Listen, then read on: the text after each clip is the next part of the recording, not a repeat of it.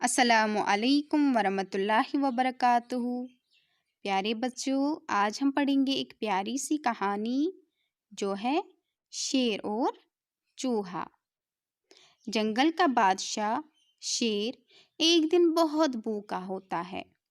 اچانک سے اس کی نظر ایک چوہے پر پڑتی ہے۔ وہ خوش ہو کر جھپٹ سے اسے پکڑ لیتا ہے۔ چوہا بہت ڈر جاتا ہے۔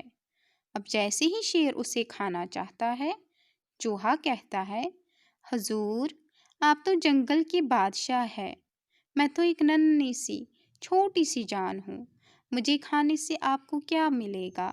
آپ کا پیٹ بھی نہیں بھرے گا، مجھے چھوڑ دیجئے۔ یہ سب سن کر شیر بہت ہنسنے لگتا ہے اور چوہے کو آزاد کر دیتا ہے۔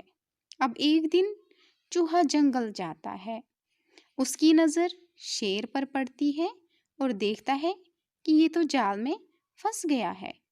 وہ جلدی سے جاتا ہے اور اس جال کو اپنے دانتوں سے کاٹنے لگتا ہے اور اس طرح سے اس شیر کو اس جال سے آزاد کر دیتا ہے اور شیر سے کہتا ہے کہ اس دن آپ نے مجھ پر رحم کیا تو آج آپ کو میں نے آزاد کر دیا۔ اس طرح سے ہم دونوں کا حساب برابر ہوا۔ تو پیارے بچوں، ہم نے کیا سیکھا کہ ہمیشہ ہم جیسا بوئیں گے ویسا ہی کاٹیں گے۔ آج اتنا ہی۔ اللہ حافظ۔